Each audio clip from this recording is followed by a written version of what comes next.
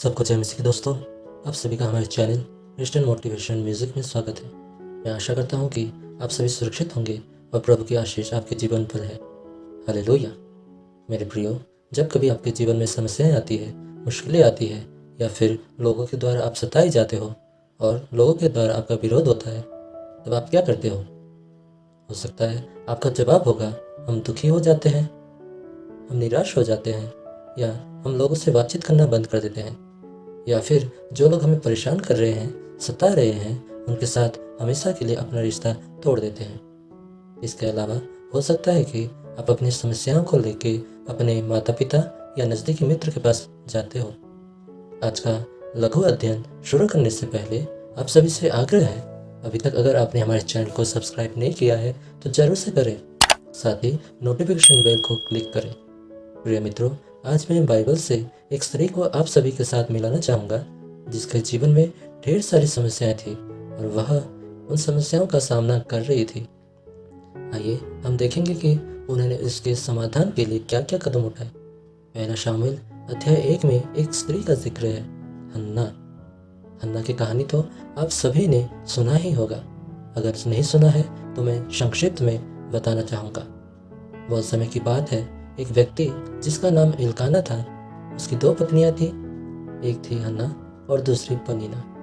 पनीना के तो बच्चे थे, किंतु हन्ना के कोई भी बच्चे नहीं थे। इसी कारण समाज के लोग और उसके परिवार के लोग उन्हें अक्सर ताने दिया करते और भला बुरा कहा करते थे। ये सब कुछ सुन के वह हमेशा उदास रहा करते थे।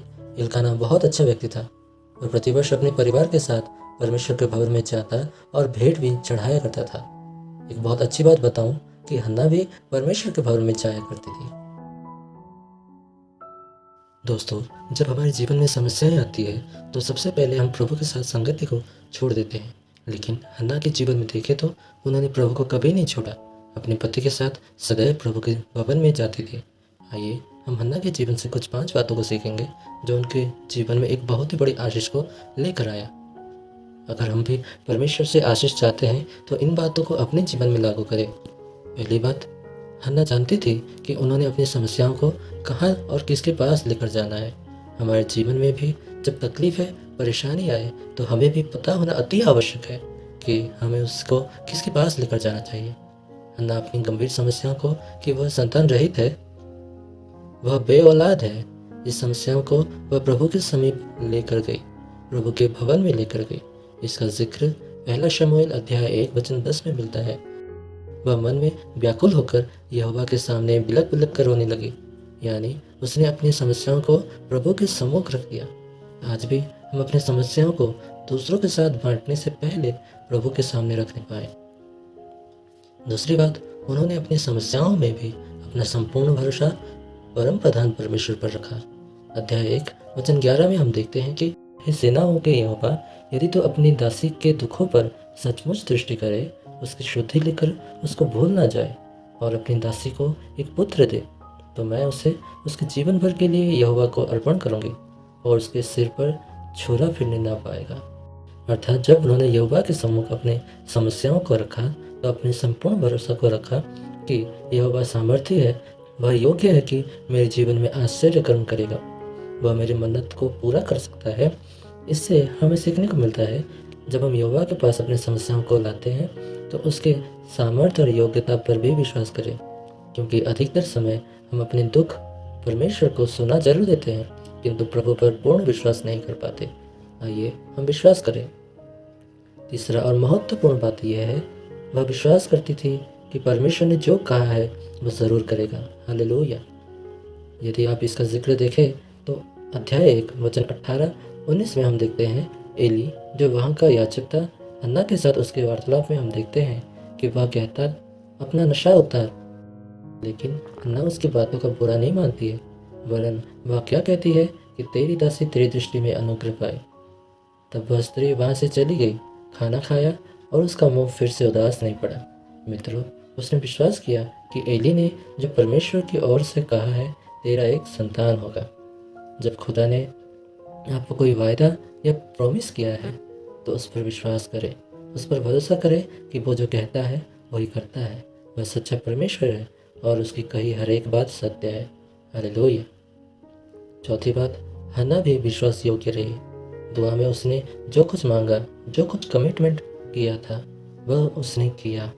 हम देखते हैं कि जब एली ने कहा कि तेरा एक संतान होगा, तो एक नियत समय के बाद प्रभु की ओर से उसे एक संतान को मिला और उसने उसका नाम शामुएल रखा, अर्थात प्रार्थना में मांगा हुआ। हालेलुया। और ये लिखा भी है, जब उसने प्रभु के भवन में प्रार्थना किया था, अगर आप मुझे संतान देते हैं तो उसे मैं संपूर्ण जीवन भर के लिए आपकी सेवा में दे दूंगी। हम देखते हैं अध्याय 1 वचन 24 से लेकर 28 में उसने अपने बच्चे को लाकर प्रभु के भवन में रखा और सेवा के लिए दे दिया। हन्ना विश्वास योग्य रही। प्रियो, जब परमेश्वर आपकी प्रार्थना को सुनता और आपकी मन्नतों को पूरा करता है, तो आप भी प्रभु के प्रति विश्वास योग्य रहे। यह कुंजी है हमारे आने वाले आशीषों की। जब हम एक बात के लिए विश्वास योग्य रहते हैं तो वह और आशीष देता है। पांचवी बात यह है कि हन्ना ने सारी बातों की महिमा परमेश्वर को दी। इसका जिक्र हम अध्याय 2 वचन 1 और 2 में पाते हैं, जहाँ लिखा है कि हन्ना ने प्रार्थना करके कहा, मेरा मन यहोवा के कारण मगन है, मेरा सिंह यहोवा के कारण ऊंचा हुआ है, मेरा मुंह मेरे शत्रुओं के विरुद्ध खुल गया है कि मैं तेरे किए उद्धार से आनंदित हूँ। उन्होंने सारी महिमा परमेश्वर को दी। वह अपने जीवन में फिर कभी उदास नहीं हुई और उसने प्रभु के वचनों पर विश्वास भी किया। प्रियो, आज हम भी इस बातों को सीखने पाए। परमेश्वर ने हमारे जीवन में जो कुछ अद्भुत कार्य किए हैं, सारी महिमा हम अपने खुदाबंद परमेश्वर को दें। सभी प्रशंसा, सारी महिमा हम अपने प्रिय प्रभु को देना सीखें। इसके प्रतिफल में हम अपने जीवन में और अधिक आशीष को प्राप्त करेंगे। शायद यही कारण है कि हन्ना के इसी स्वभाव और प्रार्थना रूपी जीवन के कारण हम शामूएल के विषय में पढ़ते हैं। शामूएल एक बहुत बड़ा नबी और परमेश्वर का दास बना, साथ ही बड़े बड़े राजाओं का राज्य अभिषेक भी किया। प्रभु की बातों को बचपन से सुनने वाला भी बना। शायद उसके जीवन में उसकी माता का एक बहुत ही बड़ा रोल था। दोस्तों, हो सकता है आज हम अपने जीवन में बहुत सारे रिश्ते को निभा रहे हैं, जिसके कारण हम प्रभु को सही से समय नहीं दे पा रहे।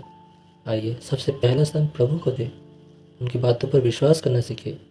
प्रभु के लिए हम विश्वास योग्य ठहरे। अपने जीवन की हर एक आशीषों के लिए हम प्रभु को महिमा देना सीखे। आज हमने बाइबल से सीखा एक अच्छी माँ के विषय में, एक अच्छी प्रार्थना करने वाली स्त्री के विषय में, जिसका नाम था हन्ना। आइए हम भी अपने परिवारों के लिए, अपने रिश्तेदारों के लिए, अपने दोस्तों के लिए एक आशीष का कारण बने। प्रभु के लिए हम विश्वास योग्य रहें। अपने सारे परेशानी को हम खुदा के चरणों में रखें, उसकी सुने और आशीष को ग्रहण करें। प्रभु आप सभी को बहुत रूप से आशीष दे। जय मसीह।